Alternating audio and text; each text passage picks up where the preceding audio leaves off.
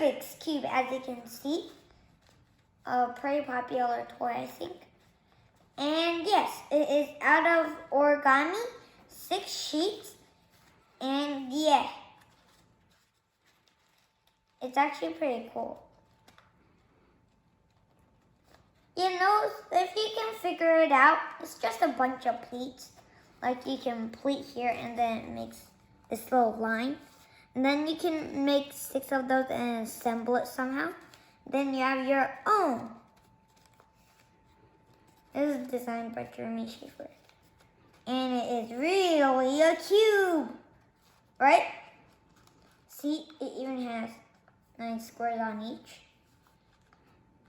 But the colors are out of order. Unless if I'm lucky, because I didn't really look at the real Rubik's Cube and then match each side, with its correct color.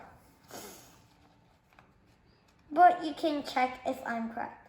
If I am, then I'm lucky. My mom helped me a lot, especially for the assembling part. Actually, only for the assembling part. And that's it about this little Rubik's Cube. And this is the only thing bad about it. It cannot move. See, it can't move. Okay.